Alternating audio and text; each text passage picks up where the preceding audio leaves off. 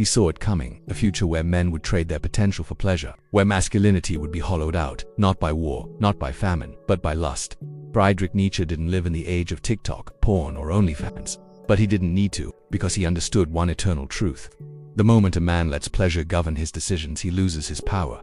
Lust was not just a sin in Nietzsche's mind. It was a force, one that, when left unchecked, corrupted the very core of the masculine will. He called it the will to power, the inner fire that drives a man to rise above himself, to overcome pain, to conquer fear, to break every chain placed on him by society, biology, and weakness. But here's the secret. Nietzsche never said outright that will to power dies the moment you bow to lust. Look around today. What do you see? Men scrolling endlessly, fantasizing over strangers who don't know their name. Men collapsing in shame after chasing short-term pleasure. Men building nothing but feeding everything they are into a screen. It's not addiction, it's submission, and it happens silently. Every time you release with no purpose, you give away a piece of your fire. Every time you indulge without restraint, you leak your drive, your ambition, your primal magnetism. This is not about shame. This is about truth, because the truth is brutal. Lust makes you predictable, it makes you weak, it makes you chaste. And no one respects the man who always chases. You think she doesn't notice. She does. She feels the difference between the man who holds himself and the man who falls apart at the sight of her curves. She might use you, she might flirt with you, but she will never worship you, because worship is reserved for the man who doesn't flinch, who doesn't bow, who doesn't burn for every passing thrill. That man is rare. That man is dangerous. That man is respected, and Nietzsche understood this. He knew that in every man there is both the beast and the god. The beast is ruled by hunger, sex, and comfort. The god creates worlds, carves mountains, rewrites destiny. But the bridge between the two is not found in indulgence. It is found in discipline. Discipline is the rebellion. Discipline is the proof that you're no longer a slave to evolution. It is the hammer with which you shatter the chains of programming and sculpt yourself anew. You think your edge is your looks, your car, your clever words. No, your edge is your self-control. It's the tension you hold. It's the fire you don't release. It's the gaze that pierces without need. It's the presence that makes her question her own mind. But you can't fake that. You have to earn it. You have to feel the tremble in your body at 2 a.m. and still say, no. You have to look at temptation and smile, because you've already chosen something higher. The man who holds back his lust isn't weak. He's not repressed. He's not afraid. He's becoming immortal. He's awakening the Übermensch. And let's be clear, this isn't about being celibate. It's about being so full of power, so full of divine masculine energy, that you no longer need pleasure to feel alive. You've become it. You've become the source. And that is what shakes the world. That is what Nietzsche warned the world would fear. The man who no longer lives to serve his instincts, but commands them. That man doesn't need to shout. His silence echoes. He doesn't need approval. He walks alone, and the world watches in awe, because they feel something ancient in his stride, something holy in his restraint, something terrifying in his control. Because lust isn't just a distraction, it's a weapon used by the world to keep you docile, distracted, drained. But when you stop letting it own you, you become something the world hasn't seen in a long time. You become the man Nietzsche wrote about. Not a beast, not a slave, but a creator, a conqueror, a force. There's a secret the system won't tell you. Not because it's hidden, but because it's too powerful if understood. When a man controls his lust, he becomes immune to manipulation. Think about it. The economy thrives on men who chase, who buy to impress, who click to escape, who spend their lives releasing energy instead of building empires. But what happens when that man stops chasing?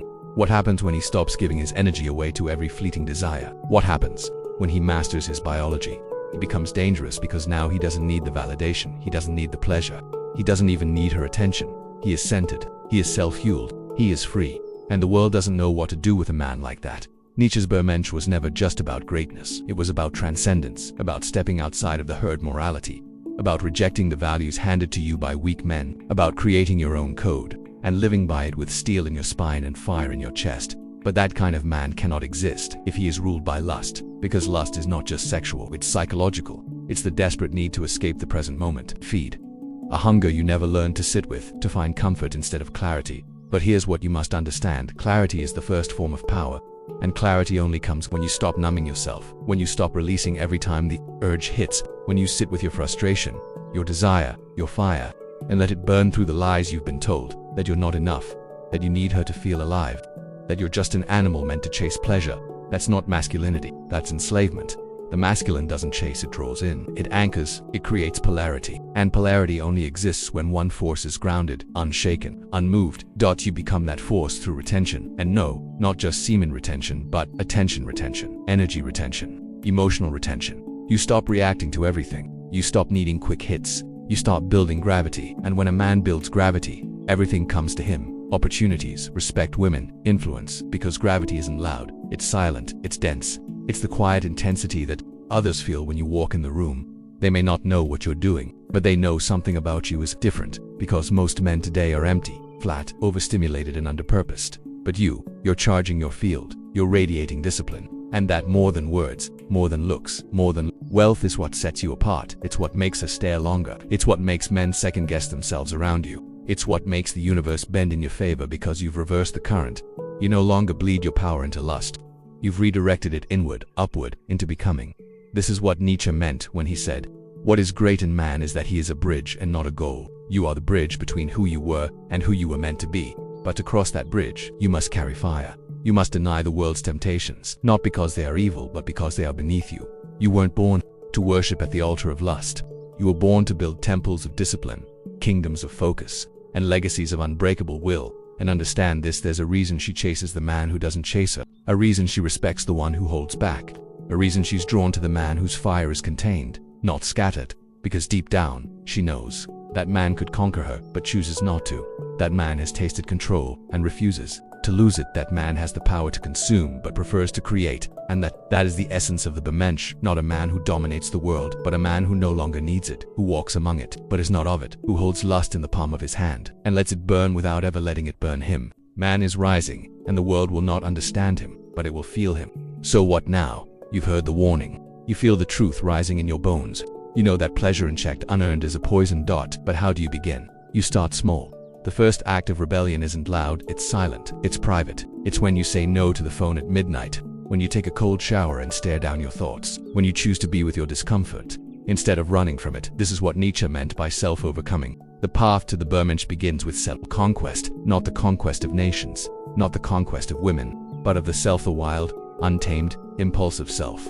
The one who lives only for today's hit. Because when you conquer him, you awaken something eternal. You become the type of man who other men feel in their gut, not because you posture, not because you speak in clever quotes, but because your energy says, "I belong to myself." That is what frightens the system. That is what pulls her in. That is what Nietzsche was really writing about when he spoke of man evolving beyond man. We've been taught that to feel desire is weakness, but no feeling desire is human.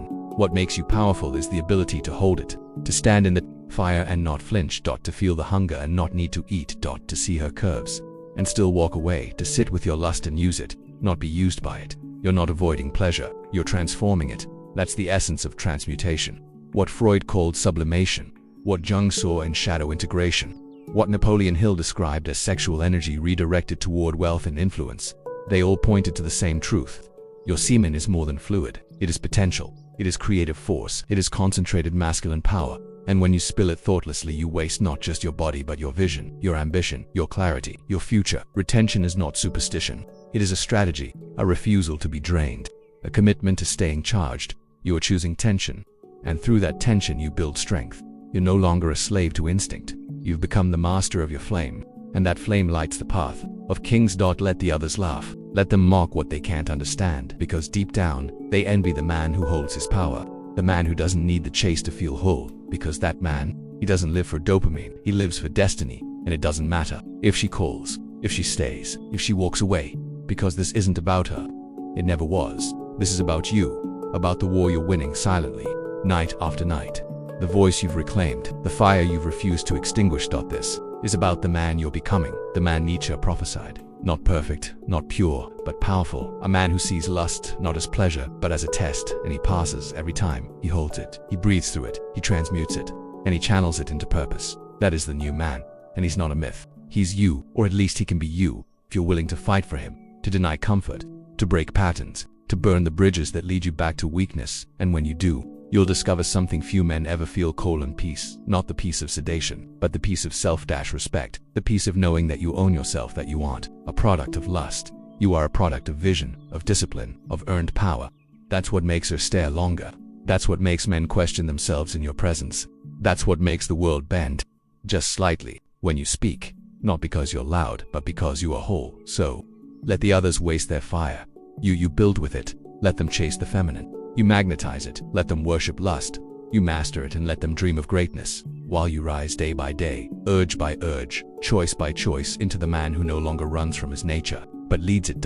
And that is why lust kills power, because it tempts you to give away what you were born to become. But you remember Nietzsche's warning, you heed the call, you hold the fire, and you awaken something far greater than pleasure. You awaken the